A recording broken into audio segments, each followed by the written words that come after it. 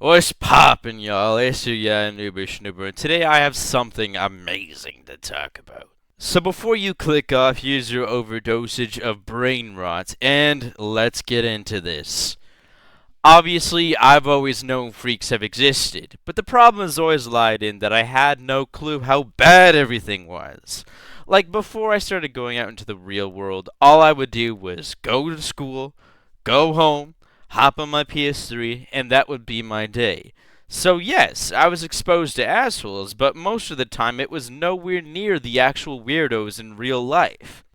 Aside from the somewhat losers at school, including me, I had no clue how bad it was until I used my computer and found out what a furry was. This was the early stages of the internet too, so like I was seeing chainsaw beheadings on YouTube and actual dark web tier videos just floating around. Skip forward to high school where I just started going out more and being exposed to a higher population of people. And go figure, I start seeing all sorts of freaks and geeks. And honestly, they would be completely fine if they just kept to their own. But that's just not what happened.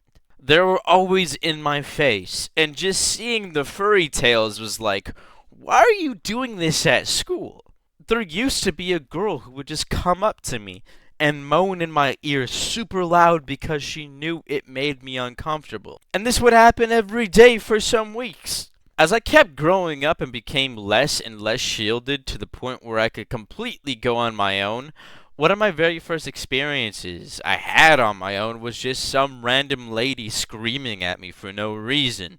Not surprisingly enough either, is that not that long after that, some dude was coming up to me in the middle of the night either to kill me or to mug me. It's his whole own story, but just coming back full circle, I want to say that I've always known that these people have existed.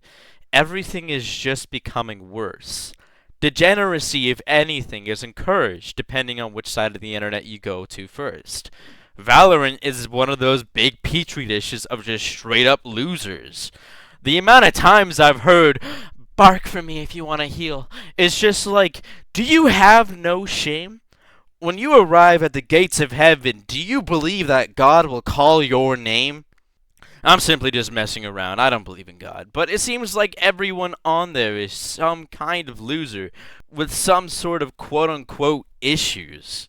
I mean, it's definitely the sort of people Riot Games geared towards, but for other communities, you have like, you are a nameless soldier provided with the same weaponry as the opposition. You are tasked with killing them all. And then in Valorant, you have, I'm a non-binary superhero with unique abilities, and with my friends, we can save the world from the duplicates. Like, I don't give a shit if my character is non-binary. Let me kill people. Skipping back into the general conversation at hand, society paints things like having issues as a good thing, and being neurodivergent as some sort of special, unique trait. The problem is that everyone is neurodivergent. Every single person has, like, at least something wrong with them mentally, and that's fine. But by definition, that makes everyone neurodivergent. And with what I was talking about earlier, about how having issues is somehow a good thing, too many people seek out to be different by giving themselves different issues, and then relating to other people with those made-up issues. Autism, ADHD, and bipolarism are all one of those things people search up and are like, yeah, I totally have this. And one of those stupid ones everyone keeps using as an excuse is anxiety. Like, who the fuck doesn't have anxiety? You get super nervous when talking to a crush or writing a test? Welcome to the planet, motherfucker. There's like 8 billion of us now.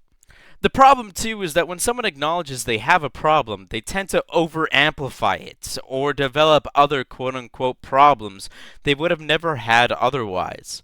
People are just so focused on not being normal that I've heard more self-diagnosed bisexual people who only go after one sex than just saying, I'm curious about it.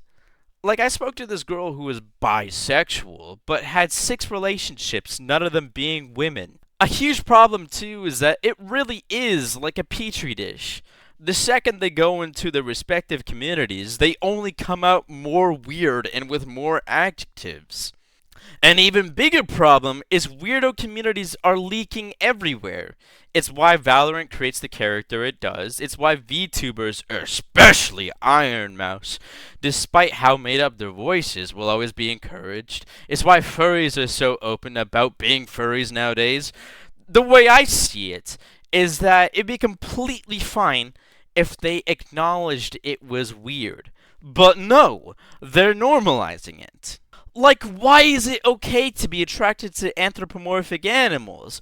Or even be one? I can understand something like that as a D&D concept for a character, but to say this is my persona is just awful and not normal. Anyways, I'm tired of weird anime losers, I'm tired of weird dog people losers, and I'm tired of fake mentally ill losers. This has been Noobish Noober. TLDR, don't be a freak, and I will see y'all later. Peace.